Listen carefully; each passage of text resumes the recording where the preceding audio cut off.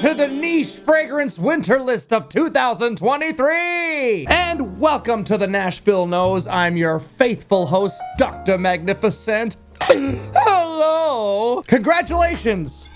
You've just leveled up as a fragrance lover, because we're gonna get crazy here today. It doesn't get more artsy-fartsy when it comes to perfumery than winter niche scents. And when you start exploring niche scents with bold, dark, daring notes, you can start to go a little mental. But this is where the art portion of the art of perfumery really comes into play. In the cold. Yeah, it's cold. In this weather, you can get away with being a little more, how should I say it? Kooky. Thank you, Ace. Well described. With experimental blends containing less conventional notes and more crazy ones. This is the follow-up to my winter designer list. Check it out if you haven't. And like we've been explaining, niche brands are categorized as such because the majority of them strictly make fragrance solely, as opposed to designer brands who also design and sell clothing. Has everybody got that by now? Good. On a personal note, the majority of the fragrances in my collection are from niche brands, because I'm more of an eccentric type who enjoys perfumery more for the art form. Of course, I'm also a performance junkie. More times than not, niche perfumes are made stronger, depending on the individual composition, of course. I mean, if I'm gonna invest my money in a fragrance, I want it to at least be noticed by those around me and last on my skin for most of the day. I want to get the most bang for my spray. And that's not hard to find in the niche world, especially for scents specifically tailored for colder weather. These 10 I have selected for you are here to stimulate that reptilian brain of yours, for better or for worse. It's a top 10 niche winter fragrance list, and it's my favorite of the year. So let's not waste any time and get to these masterpieces, but first,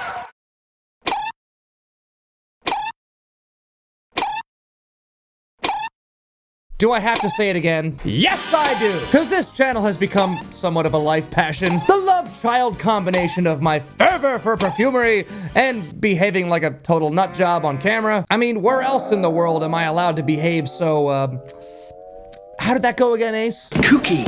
Yeah, that. And the community we're building together makes it all worth it. So we would love to have you hit subscribe and become an official nostril right now. Okay, 10 steamy scents for the chilly weather. Steamy Ray Vaughn just shits his britches. The doctor is now in. Getting a little warm with all these layers on. I hope I don't regret wearing this coat. I'm representing the cold weather, but it's not cold in this room right now. I want to start this list with a true masterpiece. As of right now, Promise by Frederic Malle may be my absolute favorite from the brand. This is such a powerful beast of an amber floral with a touch of Middle Eastern flavor. Bold, powerful, animalic with a prominent note of castoreum, which thankfully is made synthetically nowadays for ethical reasons. Hopefully that will make the beavers a little less angry. A great reason to rejoice, Norbert and Daggett. Come on, big hug.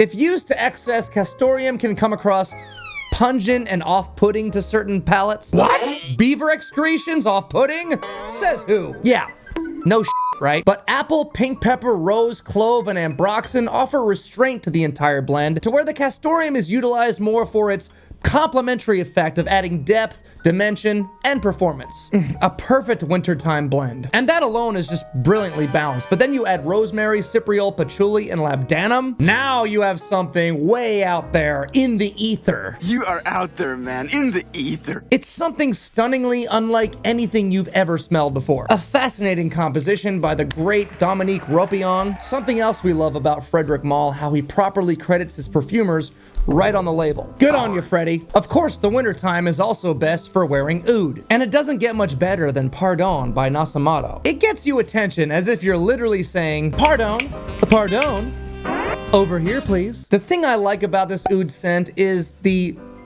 slight green herbal quality it seems to allude to. I would personally vote patchouli, especially considering a lot of people detect a dark chocolate note, and sometimes patchouli can come across as like a chocolatey, earthy aroma. Also, claims of cinnamon, tonka bean, and sandalwood are listed, which I do agree are well-educated guesses, I guess. Well, whatever the hell is in this crazy thing, it's bold, it's rich, it's unique, it's a Broadway equivalent performer with its extrait de parfum concentration. Yep, it may come in a little bottle, but it packs a big punch. Almost as big as its absurdly large cap. I love it. And I love me some Alessandro Gutierrez. You evil genius, you.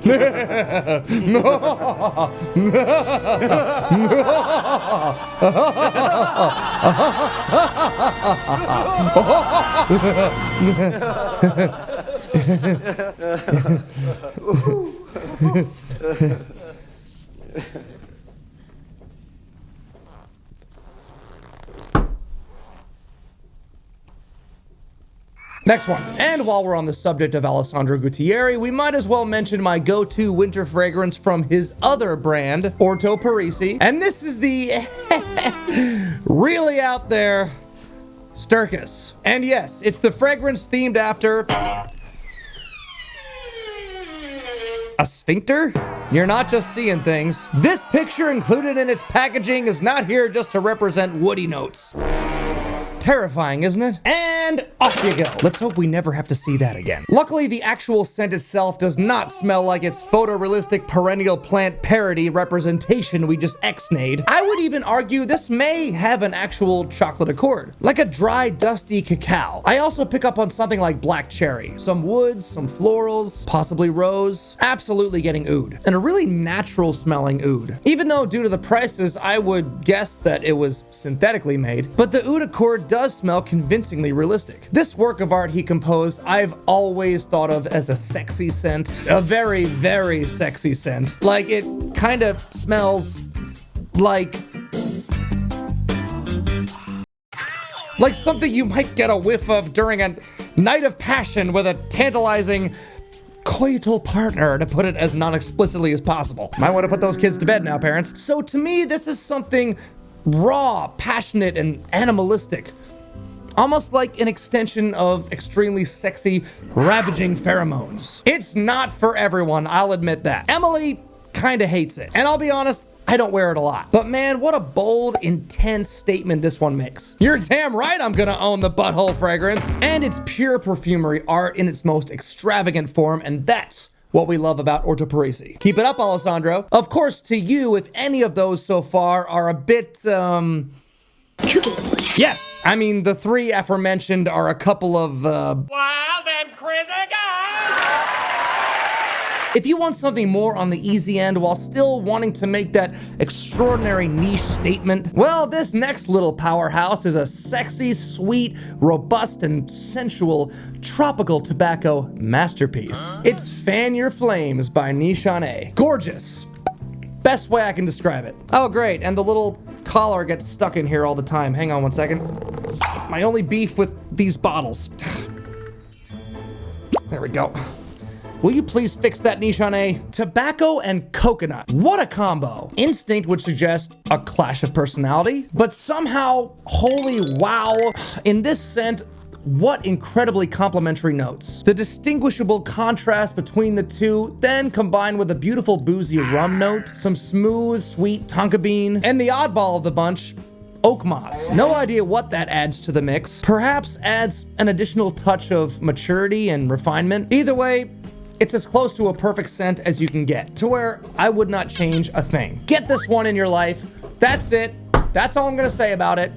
Next, and keeping with the tobacco theme, I want to include this awesome fragrance, but at the same time, I hate to include this on the list because it's really hard to find right now. It's not on their website anymore, but regardless, I've been wearing it a lot this winter because my girl and I, we love this popular niche house. And even though I don't consider this scent all that complex, it's just a good, simple, tobacco-centered fragrance. Tabac 28 by Labo. It's just really well put together. It's simply tobacco, and not too much else jumps out at you, but there is a nice modest blend of rum, cardamom, cedar, and gaiac wood, adding some definition to this otherwise simple note breakdown. In fact, I would go so far to say that the gaiac wood is what complements the tobacco chord and sort of gives it this Cuban cigar aroma. Now, if this is one that you've been really eyeing up but lost the chance to snag, or took one look at the price and ran away screaming, oh, I get it. It wasn't cheap when I got it. So if you're a massive fan of Le Labo like me, I can see why someone would want to own it, you know,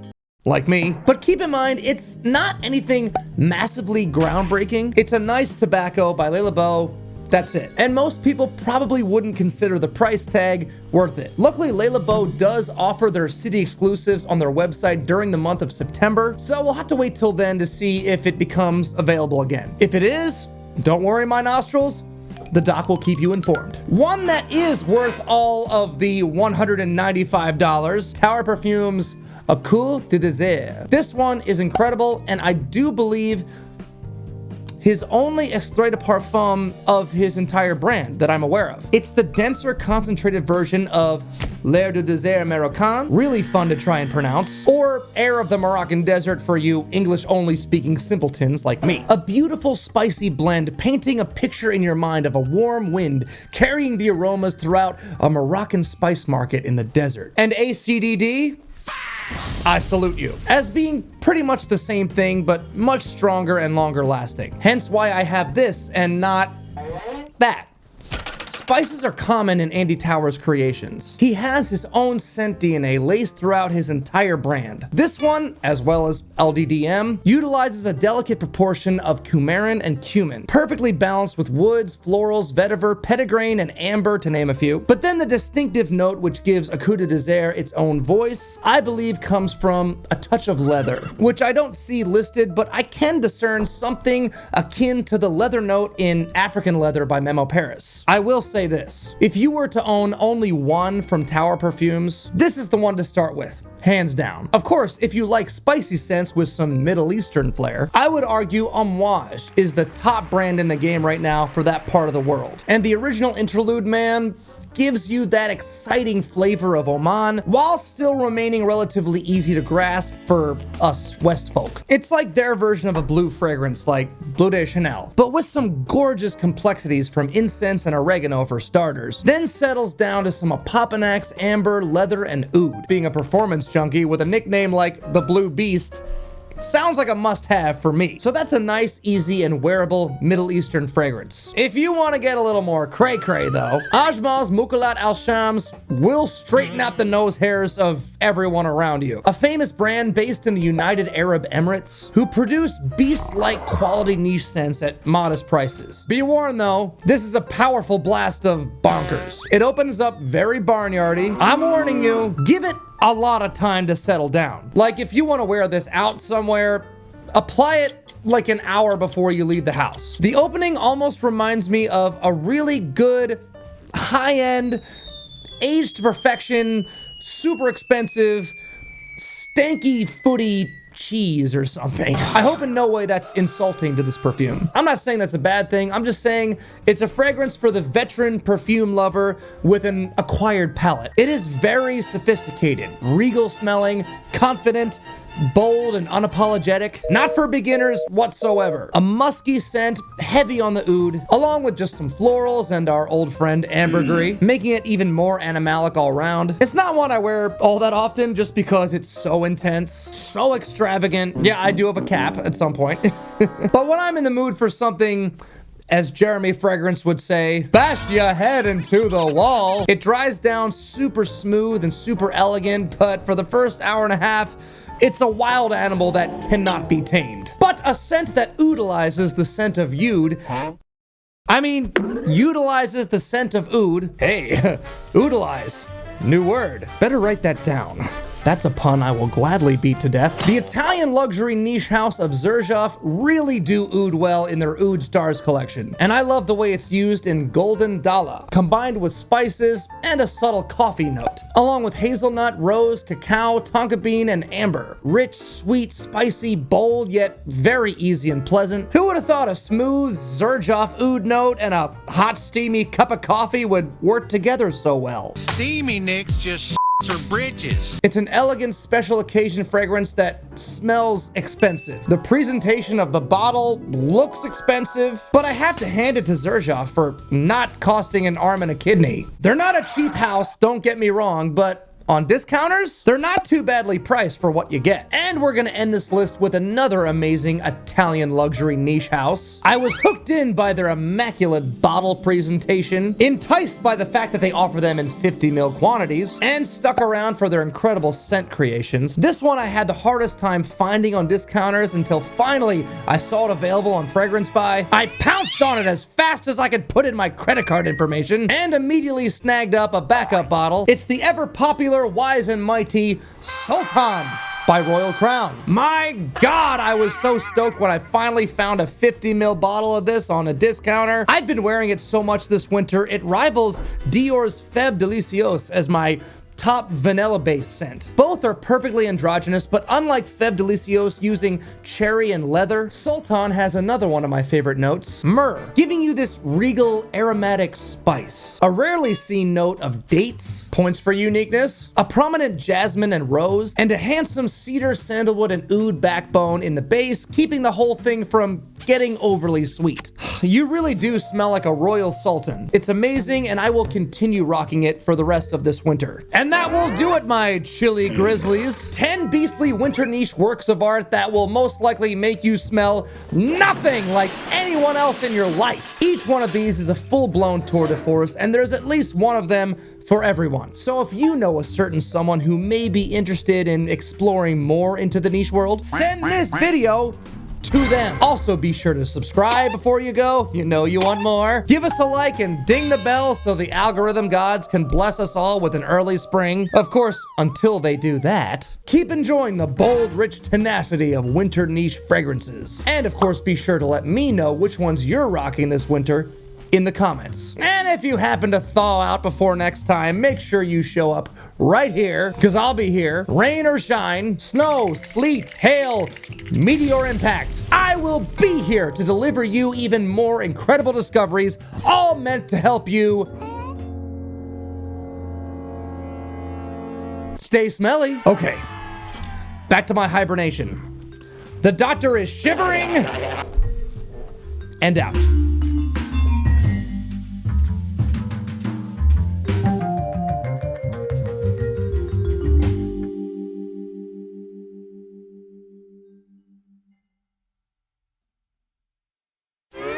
What's up, Doc?